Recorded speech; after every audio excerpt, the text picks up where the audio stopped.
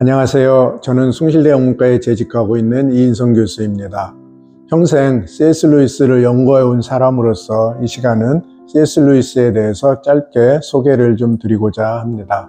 저 개인적인 말씀을 잠깐 드리면서 시작을 해보면, 저는 이제 미국에 유학을 가서 루이스를 처음 본격적으로 공부하기 시작했고, 그 과정에서 제가 제일 크게 받았던 도움은 바로 이것이었습니다. 기도였습니다.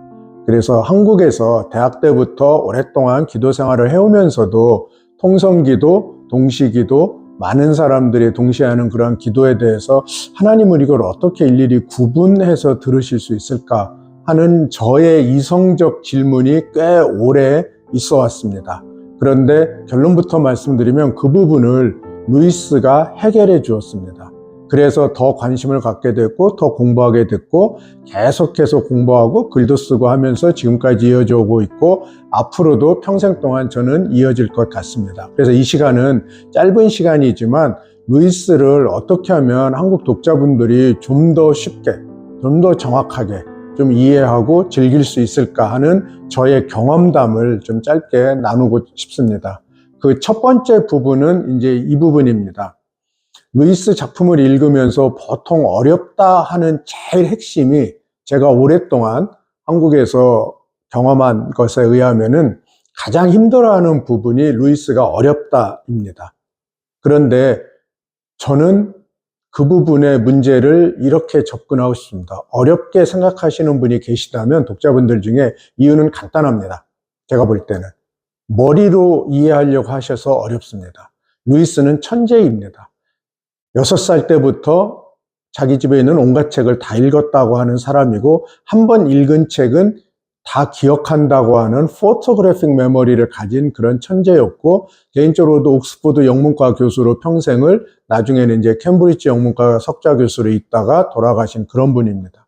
머리로는 저희들이 따라가기가 쉽지 않을 것입니다. 그럼 어떻게 해야 되나? 저의 조언은 이것입니다.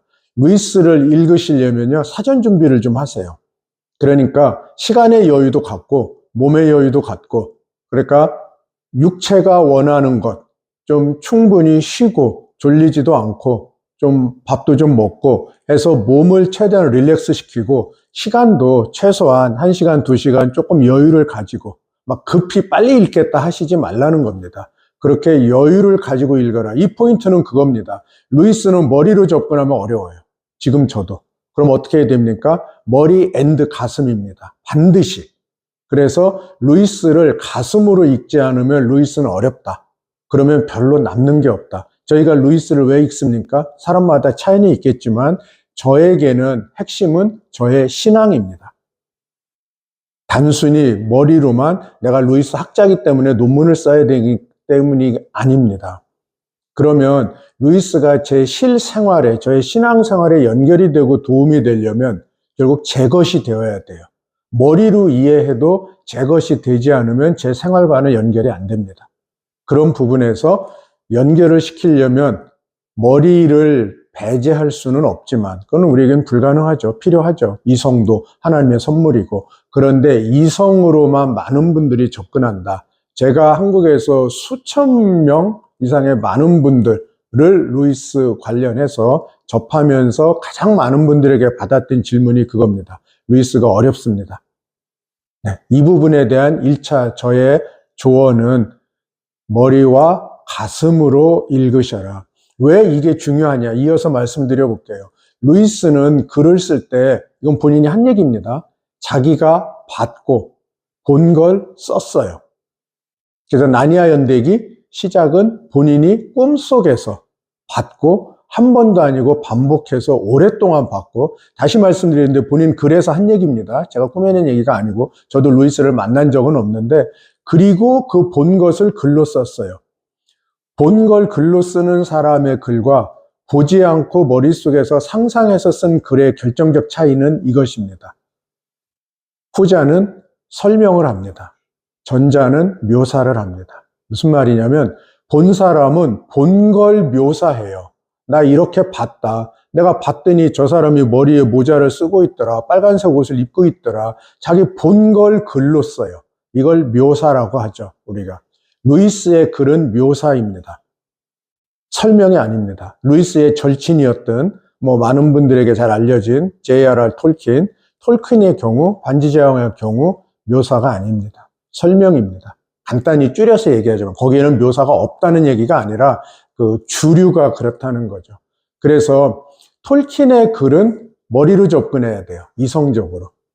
왜? 묘사보다도 설명 위주의 글이기 때문에. 그러니까 같은 문학이고 같은 소설이고 같은 판타지고 둘이 절친이었고 함에도 불구하고 디렉션이 전혀 다르다는 말씀을 드립니다. 저는 톨킨도 공부를 꽤 했거든요. 그래서 이런 말씀을 드릴 수가 있을 것 같아요. 다시 돌아와서 루이스의 경우, 그래서 루이스가 보고 자기가 singing, 보고 그 다음에 showing, 본 것을 보여주는 거예요. 신앙도 이 부분입니다. 순전한 기독교 이런 책에서 많이 어려워하는 부분은 루이스는 설명을 하려고 하는 게 아니고 자기가 본 것, 자기가 만난 하나님, 자기가 경험한 하나님을 내가 봤으니 너도 좀 봐라, 보여주고 싶다. 이게 루이스의 글입니다. 그래서 계속 보여주고 있어요. 어떤 방식으로? 묘사를 통해서. 그런데 머리로 접근하면 묘사는 이해가 어렵습니다. 묘사는 뭘로 접근해야 되냐면 나도 같이 묘사로 나가야 된다. 다시 말해서 상대가 보여주면 나도 봐야 돼요. 이걸 좀 더 거창한 용어를 쓰면 상상력입니다. 글을 읽으면서 루이스는 묘사를 해요. 그래서 내가 본 게 이거다. 나는 이렇게 내가 경험한 고통은 이거다. 내가 경험한 사랑은 이거다. 이걸 묘사를 합니다. 루이스의 글의 특징입니다. 그러면 독자는 어떻게 해야 돼요? 보여주는 걸 봐야 돼요. 보는 건 뭘로 봐요? 감각으로 봐요. 이성으로 보는 게 아니에요. 이성은 볼 수 없어요. 보는 건 감각으로 봐야 돼요. 시각은 감각이에요. 감각으로 봐야 돼요. 보여주는 건 보면 돼요. 보여주지 않은 건 보고 싶어도 못 보죠. 근데 루이스는 보여주거든요. 계속 봐라, 봐라. 그러니까 보면 되는데 제가 볼 때 좀 답답한 것이 독자들이 보지 않고 눈은 감고 자꾸 머리로 이해하려고 그래요. 그래서 자기가 머리로 이렇게 설명한 것을 분석해서 이해하려고 하다 보니까 안 되는 거예요. 어려워요. 왜? 글을 그렇게 안 썼기 때문에. 그러면 이거를 좀 더 쉽게 접근하는 법을 하나 말씀드릴게요. 이거를 그러면 좀 더 구체적으로 말씀해 주십시오 한다면 그게 뭐냐면 저는 이 부분을 강조하고 싶어요. 루이스 묘사의 특징이 뭐냐면 수식어의 사용입니다. 모든 작가들이 글 쓸 때 수식어를 안 쓸 수 없어요. 수식어라는 것은 이제 예쁘다, 근데 아주 예쁘다, 많이 예쁘다, 이런 식의 형용사 부사. 근데 루이스 글을 한번 꼼꼼히 보세요. 수식어인 형용사 부사를 다른 어느 작가보다 많이 쓰고 있어요. 근데 수식어의 형용사 부사의 특징은 뭐냐면 저희들의 좋아하는 것들이에요. 소리에 대해서, 색깔에 대해서, 우리의 오감각적인 것. 그러니까 달다, 쓰다, 이런 우리 육체의 오감각적인 것들. 루이스는 오감각을 넘어가고 있지만 일단 우리가 말하는 오감각적인 것들의 표현은 다 형용사 부사입니다. 그래서 형용사 부사를 루이스는 굉장히 좋아하고 많이 쓰고 있습니다. 그래서 루이스 글을 읽을 때 형용사 부사에 관심을 가지고 읽으면 글이 굉장히 쉬워져요. 그리고 내가 금방 빨려 들어가기가 굉장히 쉬워져요. 왜? 나도 그 감각을 다 갖고 있으니까. 물론 이제 특정 감각이 부족한 분들도 계시지만 우리 일반적으로는 우리 오감각을 가지고 있는 사람들이기 때문에 루이스가 보여주는 그 감각에 그대로 들어가면 돼요. 그러니까 예를 들어서 루이스가 터키시 딜라잇을 얘기하면 터키시 딜라잇을 머리로 이해하려고 하지 말고 터키시 딜라잇을 맛보고 있는 에드먼드가 내가 되는 거예요. 상상이죠. 내가 에드먼드가 돼서 내가 지금 터키시 딜라잇을 맛보고 있다. 저 터키시 딜라잇이 어떤 맛일까라고 한다면 내 감각이 반응해요. 그럼 내 입에서 침이 나온다든지 실제 얘기예요. 육체적으로. 꾸며낸 얘기가 아니라 나도 한번 맛보고 싶다든지 이런 식으로 됩니다. 그래서 정리를 하자면 루이스는 머리로만 접근하지 말고 반드시 가슴으로 접근해라. 두 번째, 그러면은 이게 문학에만 해당되는 얘기냐? 아니죠. 루이스는 문학의 글들도 많이 썼잖아요. 저희가 좋아하는, 잘 아는 어떤 신학적인 글들이라든지 또 일반 주제, 예를 들면 뭐 사랑에 대해서, 고통에 대해서, 기적에 대해서, 뭐 교육에 대해서, 죽음에 대해서 뭐 대부분 단행본 책들, 또 단행본은 아니지만 루이스는 짧은 글들을 굉장히 많이 썼어요. 소위 유명한 대표적인 컬럼리스트였죠. 그러니까 그 당시 저널들, 신문들의 기고를 굉장히 많이 했고 그런 것들을 모아서 또 단행본 책으로도 한국에도 여러 권이 지금 소개가 되고 있죠. 많이 번역이 됐고 다 번역이 되진 않았는데 많이 대부분 번역이 되어 있습니다. 그래서 그런 부분, 예를 들면 루이스는 뭐 전쟁에 대해서 어떤 관점을 가졌느냐 뭐 이런 식의 요즘 이슈가 되고 있는 어떤 이런 것들에 대해서도 굉장히 솔직하게 우리가 책을 왜 읽어야 되느냐, 고전은 왜 읽어야 되느냐, 글은 왜 써야 되느냐 이런 것들에 대해서 짧은 주제의 글들을 거의 저희가 생각할 수 있는 대부분의 주제의 글들을 썼다고 해도 과언이 아닐 정도입니다. 그러니까 본인은 결혼은 안 했지만 부부관계에 대해서 뭐 자녀 교육에 대해서 뭐 거의 다루지 않은 주제들이 없어요. 왜냐하면 간단합니다. 루이스는 굉장히 많은 사람들을 만났고 그러니까 대학 외에 그리고 굉장히 많은 강연들을 했고 그리고 굉장히 많은 편지들을 받았고 그 편지들을 최선을 다해서 읽고 답했고 실제로 이렇게 삶을 살아온 사람이기 때문에 굉장히 다양한 부류의 굉장히 다양한 사람들을 만나면서 그들이 던지는 질문들 아무래도 당시 20세기 영국 사회가 가지고 있었던 문제점들 본인이 1차 세계대전과 2차 세계대전을 겪으면서의 어떤 그러한 문제점들, 어려움들 어떤 이러한 것들에 대해서 이렇게 회피하지를 않았어요. 전부 글로 썼어요.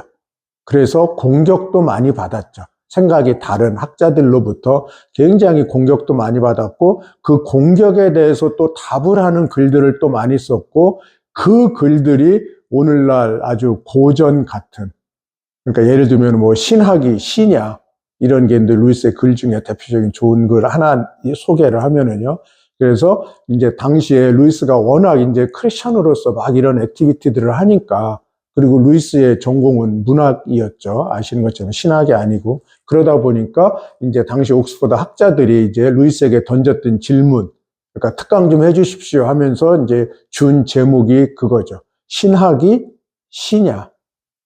이거에 대해서 루이스가 교수들을 대상으로 특강을 했고 그 특강의 결과물이 오늘날 우리가 읽는 이제 바로 그 글이죠.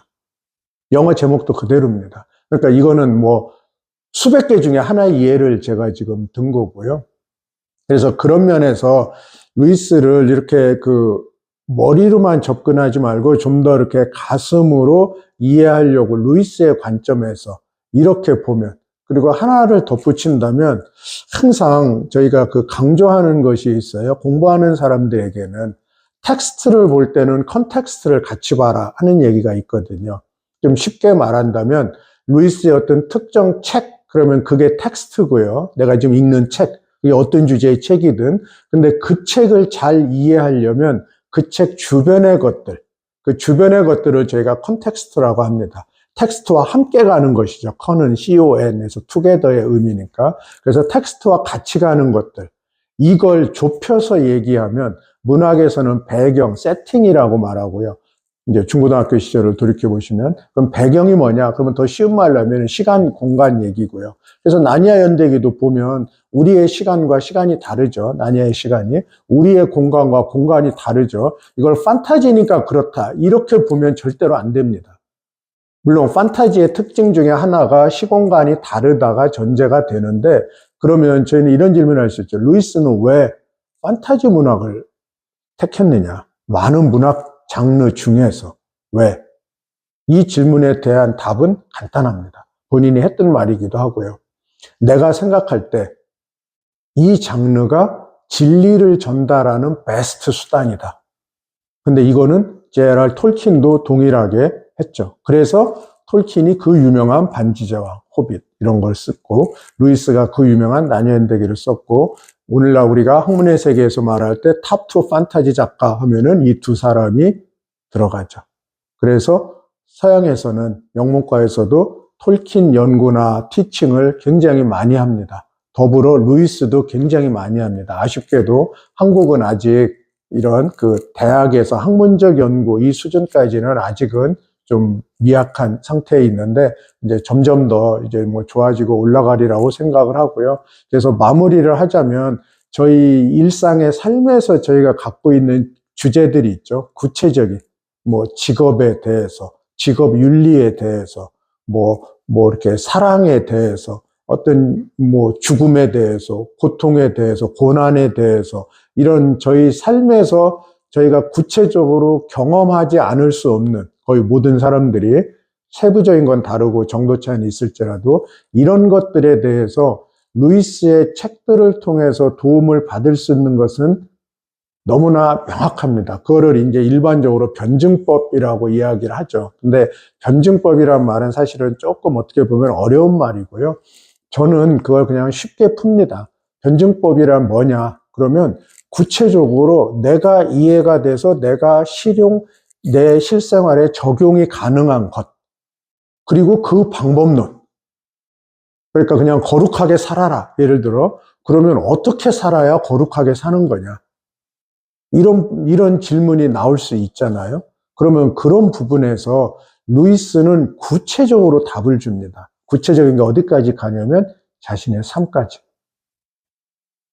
그러니까 이분이 천재다, 옥스퍼드 영문과 교수였다, 뭐 그래서만 멈추는 게 아니라 그 개인의 삶이, 물론 이분도 뭐 뒤 삶이 뭐 이렇게 뭐 100% 완벽하지는 않았을 수 있겠으나 제가 공부를 좀 많이 한 입장에서 보자면 루이스처럼 학문과 일상의 삶이 일치된 사람 쉽지 않아요. 우리는 그런 분들을 이제 성인, 성직자 이렇게 말하는데 교수를 성직자라고는 보통 얘기를 안 하죠. 일반적으로. 뭐 신학교 교수님이라고 해도. 그래서 아쉽게도 많은 지식이 많은 분들이 실제 삶하고는 괴리되는 경우들이 없지 않아 있죠. 목사님들도 여기서는 예외가 아닌 분들도 많이 있죠. 이런 부분들에서 저희의 이제 아쉬운 부분들이 있다면 루이스는 저에게 주는 도전 중에 하나는 저도 이제 나름 이제 뭐 학자의 길을 평생 가고 있는 사람의 입장에서 보자면 학문적으로도 저의 롤모델이고 왜냐하면 저하고 비교가 안 되게 학문적인 훌륭한 책들을 쓰셨거든요. 영문학에서도. 영문학의 탑 책들을 쓰셨기 때문에 그런 부분에서도 제가 따라가야 될 부분. 그리고 동시에 크리스찬으로서도 그분이 어떤 삶을 살아왔나 이런 건 이제 굉장히 디테일하게 많이 밝혀져 있어요. 좋은 전기들이 많이 나와 있고 한국어로도 굉장히 좋은 번역들이 여러 권이 나와 있기 때문에 그런 걸 보시면 구체적으로 아실 텐데 실제 일상의 삶과 학문을 연결시키고 본인은 천재고 옥스퍼드 교수지만 한 번도 본 적이 없는 미국에서 어떤 초등학생이 보내온 편지에 직접 손편지로 루이스는 손가락에 약간 좀 어려움이 있어서 글씨 쓰는 거를 힘들어 하셨던 이제 그런 분인데에도 불구하고 손으로 얼굴 한번 본 적이 없는 미국에서 보내온 초등학생의 편지에 직접 답을 하는 어떻게 알 수 있냐? 역시 이런 것도 많은 것들이 지금 모아져서 그런 편지 컬렉션들이 나와 있고 뭐 한국어로는 다 번역은 안 됐지만 일부 이런 편지 컬렉션들은 한국어로도 번역이 되어 있습니다. 그래서 어떻게 이 학자가 세계적인 학자가 또 작가로서도 이미 너무나 난여연대기로 인해서 너무나 유명해진 작가가 어떻게 이런 편지에 직접 답을 할 수 있을까? 그 형인 한 집에서 같이 살았던 평생을 그 친형이 내가 대신 답해줄게 해도 아니야 형 내가 답할게. 사실은 나도 하고 싶지 않아. 나도 힘들어. 이게 루이스의 고백 중에 하나예요. 나도 사실은 힘들어. 하고 싶지 않은 마음이 있어. 그런데 이게 나는 나의 사명이라고 생각해. 그래서 하는 거야. 그러니까 내가 할게. 그래서 형이 대신 답을 해주겠다는 것도 노하고 자기가 한. 그래서 오전 시간은 이렇게 썼다 그래요. 괜히 힘들어 했다 그래요. 그러면서도 이게 내 할 일이다 했다. 그래서 저 개인적으로는 크리스천이, 또 크리스천 학자가, 크리스천 교수가 어떤 삶을 살아야 되는가? 사랑이라는 게 뭔가? 실제 삶에서 사랑을 일상에 적용한다는 게 뭔가? 이런 거를 생각할 때 구체적으로 굉장히 많은 도움을 받습니다. 마무리하자면 아까 처음에 말씀드렸던 막 무수히 많은 사람이 통성기도할 때 하나님은 이 기도를 어떻게 다 구분해서 들으실 수 있을까? 아무리 하나님이라고 하지만 이런 저의 당시에 어리석은 이런 이제 이성적 질문에 대해서 루이스는 이성적으로 답해요. 그러니까 저는 이성적인 질문을 던졌으니까 이성적인 답을 원하는데 교회에서는 목사님은 설교에서는 이런 이성적인 답을 거의 100% 안 주시거든요. 그러니까 교회에서는 이 답의 궁금증에 해답을 못 찾았는데 제 경우에는 그런데 루이스의 책들을 읽으니 루이스는 나보다 더 이성적인 분이 나보다 더 이성적인 방법으로 나의 이성에 구체적으로 답을 주니까 뻥 뚫리는 거죠. 아, 이거구나. 내가 이 부분을 생각 못했구나. 그래서 루이스를 20세기 최고의 변증가다라고 많은 사람들이 하는 거죠.